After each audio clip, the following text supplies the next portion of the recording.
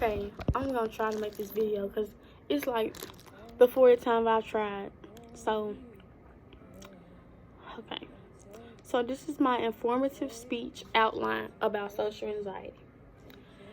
And I just wanted to inform you guys that I have anxiety attacks. So that's why I picked this, because I know it's going to be a struggle if I don't get past this at 20 years old. It's going to be a struggle with what I want to do with my career, because I'm going to have to connect with people, and I'm going to have to get to know people and put my money in these people. So I'm going to have to trust these people and really get to know them and, you know, put my guard down. So that's going to be a whole journey that I'm still working on to this day. So have you ever had the fear of being embarrassed by others in a public place? No or yes? Probably yes, because I know a lot of people have dealt with it. As I read, a lot of middle-aged women and a lot of children deal with social anxiety. So that's probably why I'm still dealing with this to this day. Sorry. So, yeah. Also, I have my notes right here because, like I said, I recorded this video 30 more times and, oh my gosh, I gotta get it together. So, imagine you are a new kid at school not knowing anybody and getting bullied at your old school. So you're telling me you're moving from my old school to a new school, and you was getting bullied at your old school, and now this new school you ain't got no faith. So you're walking down those long hallways alone, because when you try to talk to people, you start to overthink. You don't know what to say. You start to embarrass yourself, and then you get rejected, and you can't make any friends because you're scared now. So that tends to happen to most children that I didn't know that. I thought, you know, I don't know what I thought, but I didn't think that. But imagine you are that kid and you're feeling sick to your stomach. You're getting hot just because you're embarrassing yourself, and you know you're embarrassing yourself. And you just run away just because you're scared. And they start to run, you know, talk about you or anything. It makes you self-conscious of yourself, you know, yourself. It's not like you good. Okay, I'm sorry. Sorry, but you start to get sick. So having social anxiety is a constant worry and fear that distracts you from really seeing the world and meeting some great friends along the way, or people along the way, because it's most seen in middle-aged women and children. Sorry. And I'll put that in the link below, because I read that and I was like, what? Middle-aged women deal with this. And kids, I knew kids, but not like that bad. And you also know social anxiety can make you feel really lonely, and you could have suicidal thoughts, you know. So I started to experience social anxiety. I started to experience social anxiety attacks probably in the 6th grade. I guess getting used to a new school after moving from an old school, having all the friends in the world, you know, over there. Moving to this new school, don't know anybody. So trying to get used to that and fitting in. But public school wasn't for me, and I learned that, and I went to Gateway, which was great, by the way. Homeschooling rocks. By the way, get into it. I learned about social anxiety as I got older. Probably I started getting more into social anxiety last year, and I started to really read about it. I started to read about it when I started experiencing it more and more, and then I learned more about when I was doing this paper. But I'm still dealing with social anxiety, and I'm almost 20. So when I tell you it doesn't just go away, of course you can take medication, but I choose not to, just because I don't see the point. Social anxiety is a mental illness in which a person has a fear or worry concerning social situations that do not go away. Okay? So, we talked about that. Also, I will have my paper in a link below, just so y'all can read my other information.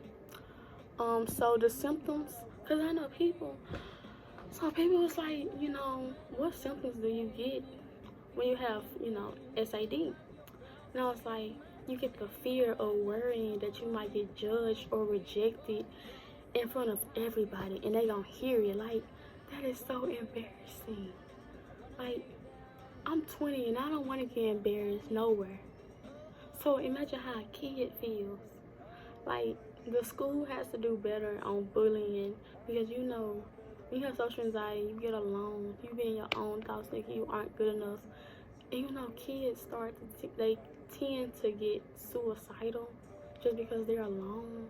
That is so sad. They don't even get to live their life. They don't even know it gets better. You know, you're gonna hit some rocks, but it gets better. I swear it gets better. So I guess that fear, you know, your voice start to, you know, shake up. You start to really stutter. That's me. I start to stutter when when my anxiety is hitting me. I sweat. I feel nauseated. I feel like I'm going to just, you know, throw up everywhere. I'll be ready to go. I be like, get me out of here. So it's hard to experience social anxiety when you're a kid. That's for sure. Even when you're an adult, because this world is cruel. This world is cold out here. So it can bring many complications which can ruin your life. Which it can't ruin, but it can run your life. Like, your social anxiety can run you and run your life because you feel like you aren't good enough. What's the point of getting up? You know? So it can interfere with your work, your school, your relationships, your friendships, your enjoyment of life. So if you have social anxiety, I think you should get into something that you love to do. Me, I love to swim. I like to do art. I love to read about like plants and stuff like that. And I like music. So I got into stuff like that. Or working out, exercising. Exercising gets your mind off everything. You block out the world with that. And you get, you know, you build muscle and all of that. So dealing with social anxiety can make you have low self-esteem. That's where I said, working out, seeing a different you, seeing a muscle of you, like, that's what I did. And I'm still doing. I still work out. I started working on my diets. I just started working on my skin, how I wanted to see myself. And so once I started to, like, see myself, my anxiety really, like, it calmed down. Like, I like how I look. Like, I could see myself, like, becoming happy, you feel me? So that's basically like people need sometimes to bring the real them out, not the scared them who want to feel judged. And I feel like once you stop caring about what this world has to say, and I know that takes time, trust me, I'm still learning. It takes time. So when you're dealing with that, it's a lot. But it's like something you can get over though. But it doesn't just go away. Okay, so poor social skills can cause you to be lonely. And just because you have a fear of talking to people, being alone with your own thoughts, like I said, being alone with your own thoughts. I have a friend who is scared to be alone with her thoughts. I have a sister who is scared. Just because. You never know. I be scared to be alone with my thoughts sometimes. You feel me? So when you alone, you tend to overthink about everything. Your future, tomorrow. If you gonna wake up in the morning, do you gotta wake up in the morning? All this, you never know, like, what the world holds. Like, you never know when it's gonna be your last day. So you gotta make each day worth it. That's what I'm saying. Like, we tend to overthink about stuff like that. So,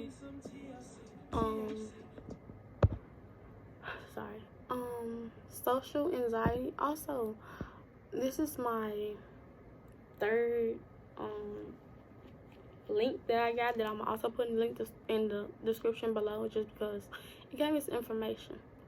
So people think you can just, you know, walk up to any kid, not walk up, wait a minute, let me replay that, let me say that over. So people think kids are over exaggerating when they say they have social anxiety or they have anxiety attacks. Grown-ups do not understand. People who do not overthink, I think people who do not overthink understand how hard it is to put yourself out there and talk to people and anything like that. So if you think it's hard for a grown-up to do it, it's especially hard for a kid to do it. And I feel like people would just forget that. So you can't just, you know, if a kid is just crying in a corner, you can't just be like, oh, get up, you're gonna be okay, you're gonna be okay.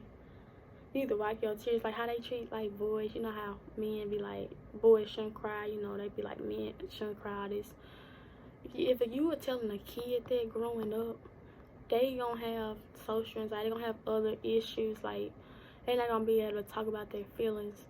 And I'm one of those people, like, I do not talk about my feelings, and that can also bring your social anxiety, not opening up to nobody, and that's hard. That is hard.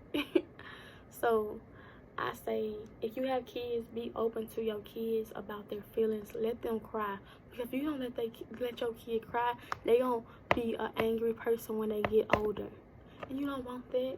So you let them cry. It's okay. That's how people get rid of everything from crying, screaming. It helps. And of course, people experience, you know, social anxiety differently, but other people like me, I will have to scream or hit something or get my anger out just so I can move forward, and that's what I'm working on. So, excuse me. So, telling your children it's okay to cry is a good way for adults and children to show their sad feelings, because they keep it and they're going to be a mad person. They're going to be out there in this world mad at the world because you didn't tell them it's okay to cry. So, we got to get this together. So, awesome. To sum that up, I also hope y'all liked my video. It took forever to make this video, but I like it, and I hope y'all like it too. I just wanted to inform y'all about social anxiety disorder. It can also be called social phobia, and it's anxiety. It's an intense anxiety or fear of being judged or embarrassed verbally or mentally or rejected in a social environment or performance situation. So, also, people with social anxiety may worry about acting or appearing visible, anxious, blushing, like nausea, sweating. I do know that. I know I be sweating. Like my hands are sweating now. They start to speak fast, stutter, and it's another one.